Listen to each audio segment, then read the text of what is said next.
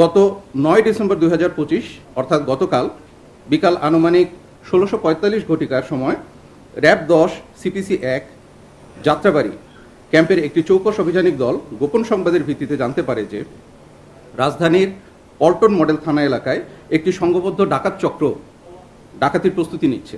ডাকাত দলের সদস্যদের গতিবিধি সন্দেহজনক হলে তাদের মাইক্রোবাসটি আভিযানিক দলটি পল্টন মডেল থানা ভিআইপি রোড এলাকায় থামিয়ে চ্যালেঞ্জ করে এবং মাইক্রোবাসে থাকা ৬ জন ব্যক্তি নিজেদেরকে র্যাব পরিচয় প্রদান করে। এ সময় নিজেদের র্যাব সদস্য পরিচয় দিলেও পরিচয়পত্র যাচাই করে সেগুলো ভুয়া বলে প্রমাণিত হয়। পরবর্তীতে তাদের আটক করে মাইক্রোবাসটি তল্লাশি করা হলে র্যাব লেখা 4টি কোটি, 4টি হ্যান্ডকাপ, র্যাবের ভুয়া আইডি কার্ড 5টি, তাদের কাছ থেকে ক্যাপ পাওয়া যায় 4টি, ওয়াকি টকি সেট 2টি, পিস্তলের কাভার 1টি, ব্যাটন স্টিক 1টি, অতিরিক্ত নাম্বার প্লেট 2টি, স্মার্টফোন 5টি, বাটন ফোন 4টি, এয়ারপোর্ট 1টি, হ্যান্ড গ্লাভস 1 জোড়া, হাত ঘড়ি 4টি, নগদ 2045 টাকা এবং ডাকাতি কাজে ব্যবহৃত সিলভার পার্ল রঙের মাইক্রোবাসটি উদ্ধার ও জব্দ।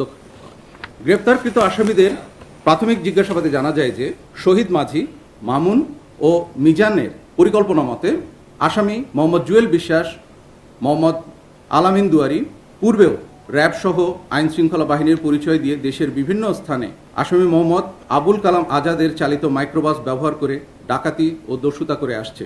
গত ৯ ডিসেম্বর ২০২৫ তারিখ দুপুরে আনুমানিক ১৪০০ ঘটিকার সময় শহীদ মাঝি ও মামুন ফোন করে রাজধানীর পল্টনস্থ আনন্দ ভবনের সামনে বর্ণিত আসামিদের একত্রিত করে এবং মিজানের কথা মতো আসামি মোহাম্মদ আবুল কালাম আজাদ একটি মাইক্রোবাস নিয়ে আসে। আসামিগণ উক্ত মাইক্রোবাসে উঠে এবং মাইক্রোবাসে মামুনদের দেওয়া জব্দকৃত আলামত দেখতে পায়। পরবর্তীতে আসামিগণ মাইক্রোবাসে উঠে নারায়ণগঞ্জের সোনারগাঁও এলাকায় ডাকাতি করার পরিকল্পনা করে। গ্রেফতারকৃত আসামি মোহাম্মদ জুয়েল বিশ্বাসের বিরুদ্ধে ডাকাতি সহ মোট 15টি মামলা রয়েছে। আলামিন দুয়ারি দীপু এর বিরুদ্ধে ডাকাতি ও অস্ত্র আইনের মামলা সহ মোট 15টি মামলা রয়েছে।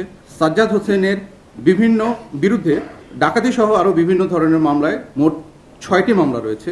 আবুল কালাম আজাদের বিরুদ্ধে ডাকাতি ও মাদক সহ মোট 6টি মামলা এবং বোরহান মিয়ার বিরুদ্ধে মাদক আইনের মোট 4টি মামলা রয়েছে। উল্লেখ্য যে আসামি মোহাম্মদ জুয়েল বিশ্বাস মুন্সিগঞ্জের শ্রীনগরে ডিবি পুলিশ পরিচয় 16 লক্ষ টাকা ডাকাতি করে এবং উক্ত মামলায় সে গ্রেফতার হয়।